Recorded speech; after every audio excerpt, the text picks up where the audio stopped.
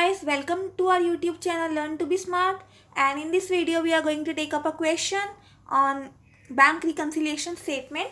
In the last video we have discussed how to solve bank reconciliation statement when the starting balance is what? When the starting balance is credit balance as per cash book, means it is negative, or overdraft balance as per cash book. Now we are going to take up a question on the same and solve it. So first of all, let us read the question properly. From the following information, prepare bank reconciliation statement. अब आपको 10 transaction दे रखी है, आपको इसमें से bank reconciliation statement prepare करना है. First point देखो, overdraft that is credit balance as per cash book is 1 lakh. तो हमें स्टार्टिंग बैलेंस क्या दे रखा है? कैश बुक का बैलेंस दे रखा है. अब हमें कैश बुक के बैलेंस से कहाँ पहुँचना है? पासबुक के बैलेंस तक पहुँचना है. तो पहले तो हम बैंक रिकन्सिलिएशन स्टेटमेंट का हम फॉर्मेट बना लेते हैं. फॉर्मेट में 3 कॉलम्स आएंगे पर्टिकुलर्स और 2 कॉलम्स अमाउंट का. एक इनर कॉलम आता है, एक आउटर कॉलम आता है. तो हम उसमें से फर्स्ट पॉइंट लिख लेते हैं एक बार, जो कि हमारे पास credit balance as per cash book. तो I have already prepared a format, कोई दिक्कत वाली बात नहीं है, बहुत आसान फॉर्मेट है. और इस पर हम स्टार्टिंग में क्या लिख देंगे? जो कि हमारे पास कैश बुक का बैलेंस है, credit balance as per cash book. Credit balance as per cash book जो कि है अमाउंट 1 लाख, वो हम आउटर कॉलम पे लिखना होता है हमें इसका अमाउंट. ये बात तो ठीक है ना. सेकेंड पॉइंट देखो, सेकेंड पॉइंट है ओवरड्राफ्ट या फिर debit balance as per passbook 1,31,000. Cash book का बैलेंस है 1 लाख, पासबुक का बैलेंस है 1,31,000. हमें इन्हीं को तो रिकनसाइल करना है, कैश बुक से पासबुक तक पहुंचना है.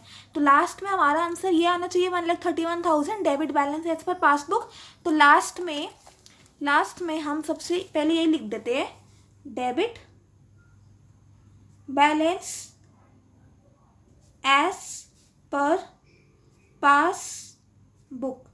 Debit balance as per passbook कितना है? 1,31,000. तो ये हमने लिख दिया debit balance as per passbook 1,31,000. तो हमारा फाइनल आंसर ये होना चाहिए. ठीक है. तो हम जितना भी सब ऐड करेंगे, कुछ अमाउंट या फिर लेस करेंगे, तो लास्ट में हमारे पास ये आंसर बच के आना चाहिए. तो हमें पता चल जाएगा कि हमने ठीक किया है फिर गलत किया है. ये तो हो गई 2 बातें. अब थर्ड पॉइंट पे आते हैं हम. थर्ड पॉइंट पे क्या बोल रहे हैं? The payment side of cash book undercast, या फिर अंडर कास्ट का दूसरा नाम होता है कास्टेड शॉर्ट. अंडर कास्ट का मतलब casted short. So the payment side of cash book casted short by ₹2,000. Cash book का पेमेंट साइड मतलब कि जो हमने बैंक कॉलम पे माइनस नहीं किया, पेमेंट मतलब हम माइनस होता है ना, तो फिर वो शॉर्ट हो गया 2,000 से. हमने कम पेमेंट करी है 2,000 रुपये से, मतलब कि हमने 2,000 रुपये माइनस नहीं किया ना. सिंपल सी बात यही है कि अगर पेमेंट साइड कम पड़ रही है 2,000 रुपये से, इसका मतलब कि 2,000 रुपये हमने पेमेंट नहीं करी, माइनस नहीं किया. लेकिन पासबुक के बारे में तो कुछ नहीं बताया, तो पासबुक में माइनस हो चुका है. कैश बुक में हमने माइनस नहीं किया, पासबुक में माइनस हो गया. तो हमें क्या करना होता है? कैश बुक में हम क्या कर देंगे? क्या कर देंगे? माइनस कर देंगे ना. हमें पासबुक से मैच करवाना है. कैश बुक में माइनस नहीं हुआ, पासबुक में माइनस हो गया है, तो मैच करवाने के लिए हम कैश बुक में भी माइनस कर देते हैं. तो इसमें तो माइनस करते हैं. लेकिन हमारे पास स्टार्टिंग बैलेंस कैश बुक का कैसा दे रखा है? Credit balance. और मैंने आपको बताया था जब भी हमें क्रेडिट बैलेंस दे रखा होता है कैश बुक का, तब हमारे पास जो भी आंसर आते हैं हम उसका रिवर्स आंसर लिखते हैं. तो अगर ये हमारे पास payment side of cash book casted short by 2,000, इसका हमारे पास आंसर क्या आया था? पासबुक में माइनस हो चुका, कैश बुक में हमने कुछ नहीं किया. तो मैच करने के लिए हमें कैश बुक में भी 2,000 रुपये माइनस करने होंगे. अब 2,000 रुपये माइनस इसका आंसर है, लेकिन इसको हमें रिवर्स करना होगा, माइनस का रिवर्स प्लस. तो ये 2,000 हमें ऐड करना होगा. ये मैंने लास्ट वीडियो में बता दिया था हम इसमें क्यों रिवर्स करते हैं. तो जो भी आपका आंसर आता है उसको आपको रिवर्स करना होता है. तो इसमें हम 2,000 क्या करेंगे? ऐड करेंगे. तो ऐड में हमें लिखना पड़ेगा, इधर ऐड क्या लिख देंगे? Payment side of cash book casted short. Payment side of cash book casted short कितने से? 2000 रुपीज़ से, तो 2000 हमें क्या करना है, इनर कॉलम पे ऐड करना है। फोर्थ पॉइंट है हमारे पास, cheque issued but not presented 10,000। हमने चेक इशू कर दिया लेकिन प्रेजेंट नहीं हुआ। इसका क्या मतलब हुआ, कैश बुक में माइनस हो गया पर पासबुक में कुछ भी नहीं हुआ। तो हमें मैच करवाने के लिए कैश बुक में क्या करना है, वापस से प्लस कर देना है, और प्लस का रिवर्स क्या होता है, माइनस। तो इसका आंसर हमें क्या लिखना होगा, माइनस में लिखना होगा 10,000 रुपीज़। तो हम इधर लेस में लिख देंगे, क्या लेस कर देंगे हम, check issued but not presented. Check issued but not presented में आ जाएगा हमारे पास 10,000। ठीक है, नेक्स्ट देखते हैं हम, next point, fifth point, check deposited but not clear 15,000। हमने चेक बैंक में डिपॉजिट कर दिया लेकिन अभी तक क्लियर नहीं हुआ। इसका मतलब हमने प्लस कर दिया, हमने चेक को प्लस कर दिया अपने कैश बुक में, लेकिन पासबुक में प्लस नहीं हुआ।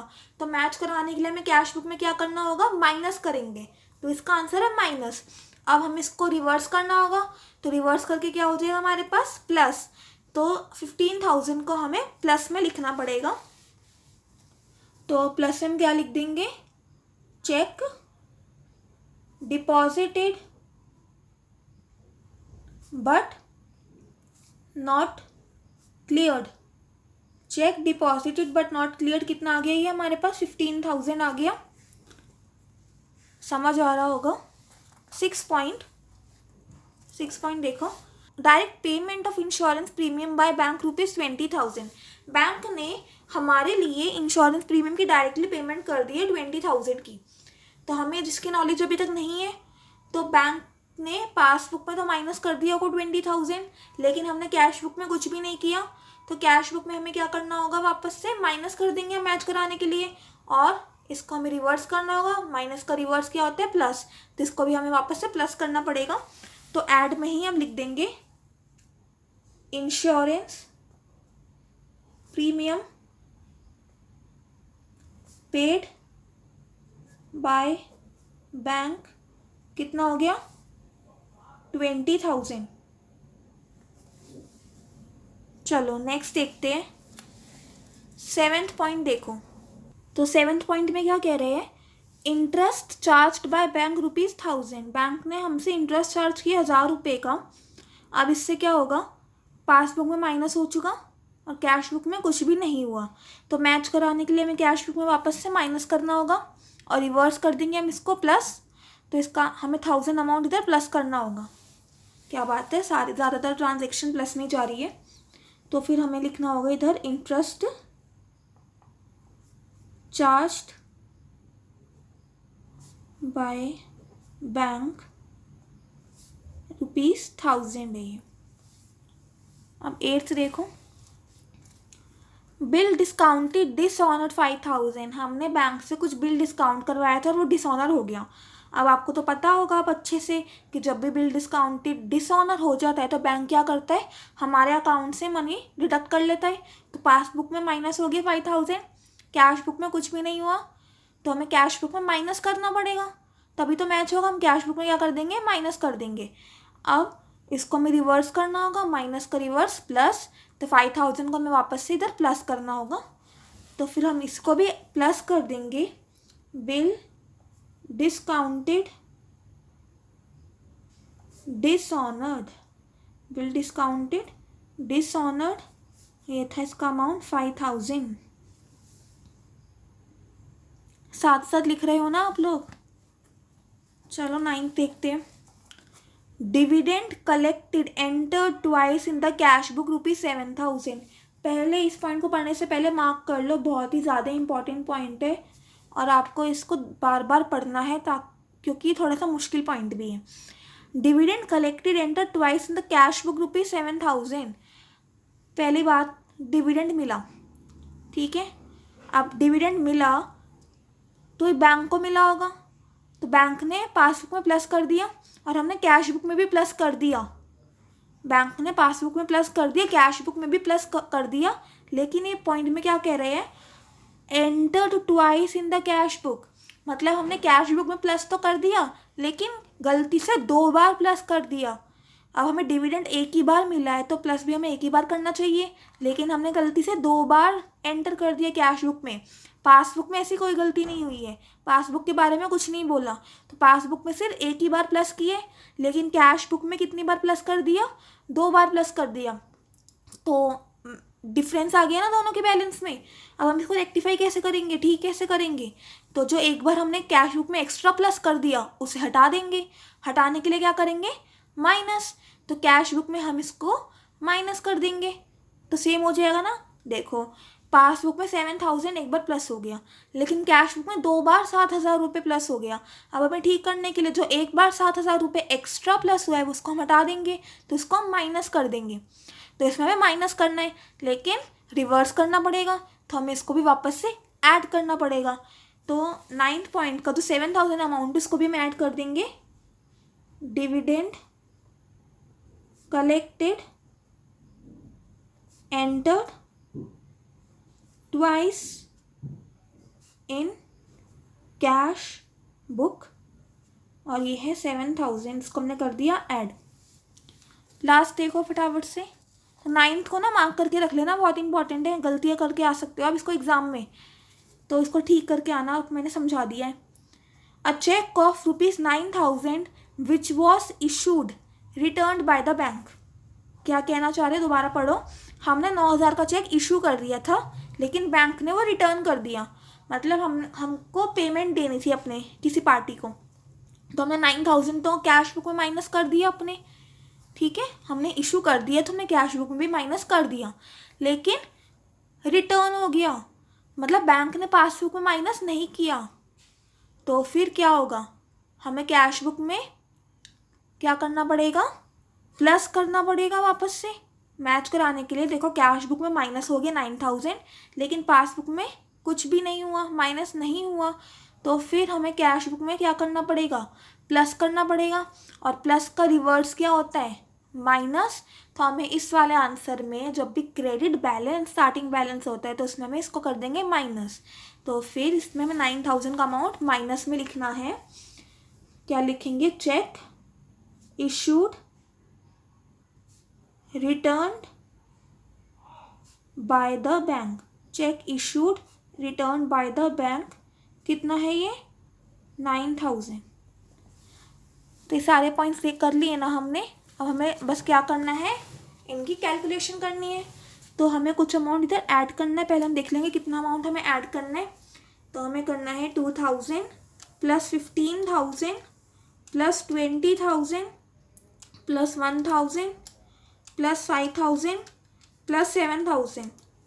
तो टोटल हमें कितना अमाउंट ऐड करना है, 50,000, और माइनस कितना करना है हमें, 19,000 हमें माइनस करना है, ठीक है। तो अगर हम 50,000 को ऐड कर देंगे, 1 लाख में 50,000 ऐड कर देंगे तो कितना हो जाएगा हमारे पास, 1,50,000। अब हम इस 1,50,000 से हमें क्या माइनस करना है, 19,000।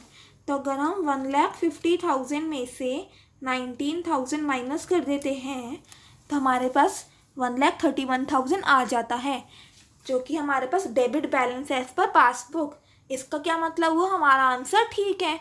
हमें 1 लाख से 1,31,000 भी तो पहुंचना था, और हमने कुछ अमाउंट को ऐड किया, कुछ अमाउंट को माइनस किया, तो हम पहुंच गए अपने आंसर पे, और हमने अपना आंसर ठीक कर लिया।